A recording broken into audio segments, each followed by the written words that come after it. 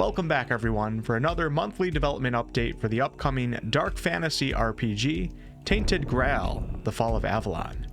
As many of you are aware by now, this video is part of a sponsored series where each month I show you all what the devs have been up to, and boy do we have a lot of exciting stuff to go over this month, so strap yourself in and let's jump right into it, starting off with the game's third region called the Forlorn Swords. The Forlorn Swords, as you can probably tell by now, is this snow-covered region, quite the contrast from regions 1 and 2.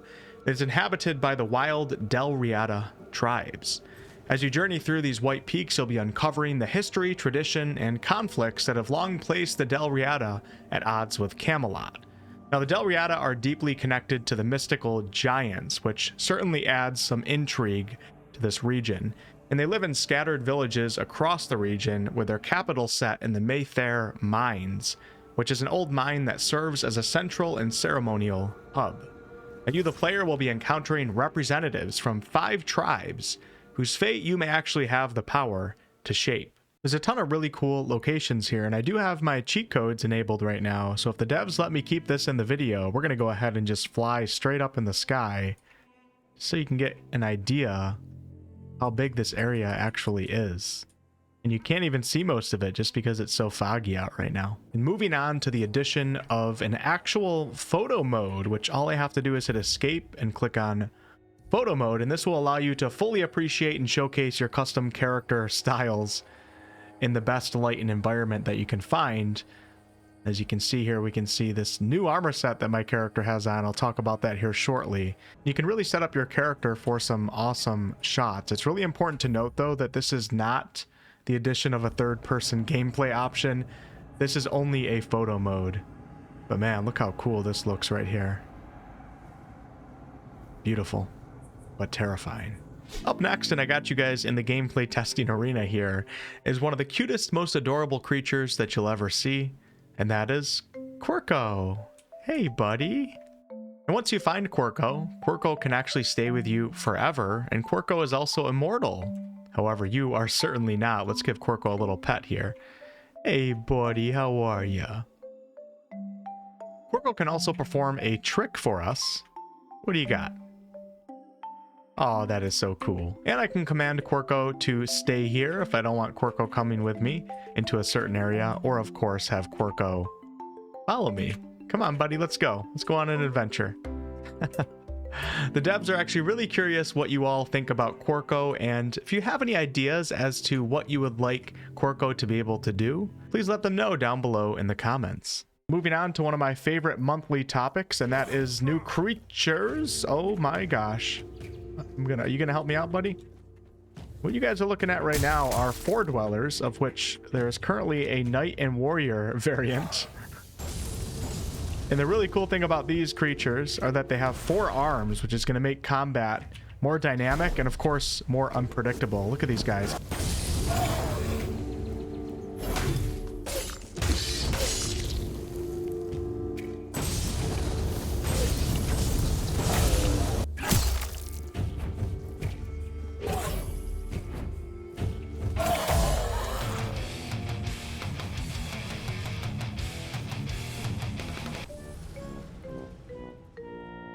Now let's talk about new armor sets that have been added, which will be able to be crafted from the remains of specific enemies. Now I'm of course going to use the photo mode to show off these armor sets. Right here is the blood-soaked armor set, which I showed you a little bit of earlier, and this comes from Red Caps. This one is the Torn Sinew armor set, which is crafted from resources that you get from Grindylows.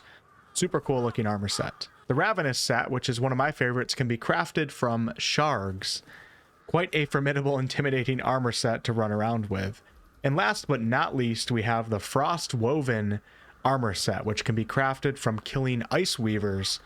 Just gotta say, as someone who has been covering this game's development for quite a while now, the devs have really been cooking with Fashion Grail here. If you go back and watch the previous monthly updates, you'll see how many cool, unique armor sets that they've been creating for the game. Incredible work. And of course, it's up to you. If you want to mix and match some of these armor sets as you craft them or find them, you can do some pretty cool, sometimes even funny combinations. But now let's jump into some new gameplay mechanics, all of which are still a work in progress, so they do lack final visual effects and assets, but are currently mostly fully functional and ready for testing.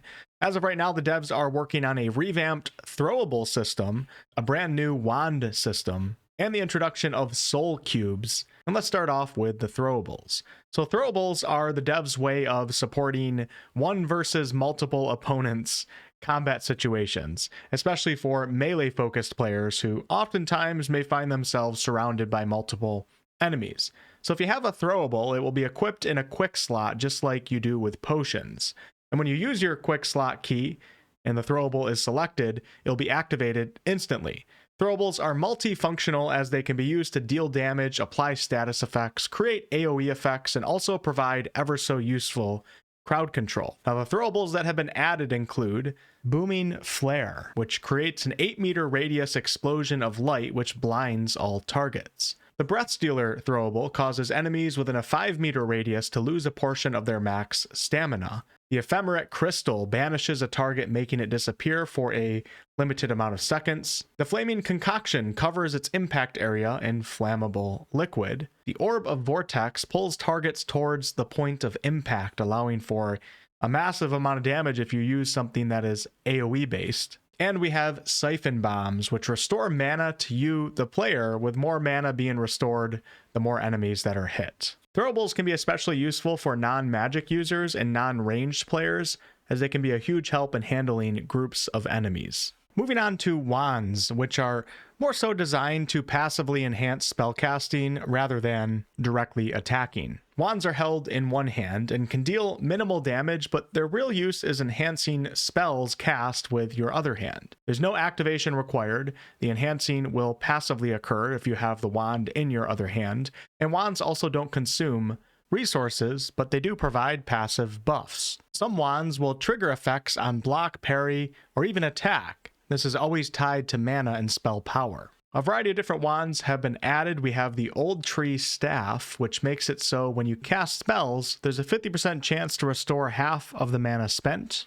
The Essence Channeler Wand makes it so blocking regenerates 100% of the elemental damage blocked as mana, and attacks will regenerate 10% of the damage dealt as mana. The Hex Bounce Wand makes it so that blocking deflects projectiles at the cost of 10 mana, and parry deflects and duplicates projectiles for free. And the Unstable Conduit Wand increases casting speed by 75%, but doubles damage received while charging spells. Now, some of you are probably wondering, what the heck are soul cubes? Well, soul cubes function as charge-based artifacts that build up energy through actions such as killing enemies, spending mana, and applying elemental status effects. You must hold the soul cube in one of your hands in order for it to charge up.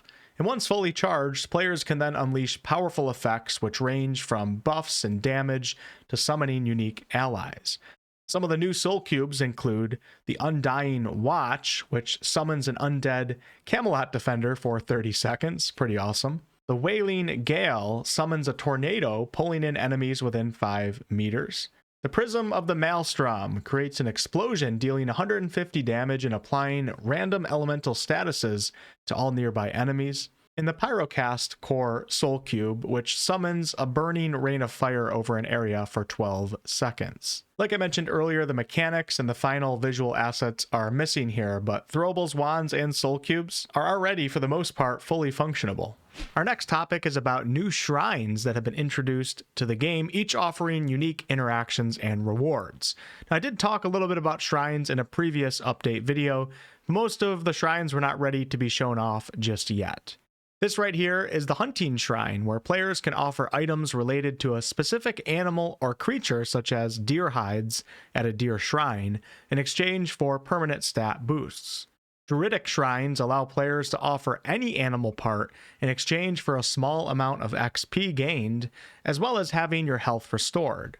Stagfather shrines allow players to pray at them, which then summons 3 magical deer, and if you kill these deer within the allotted time frame, you'll get XP, as well as special crafting materials from the Weirdeer, which can be used to create unique items.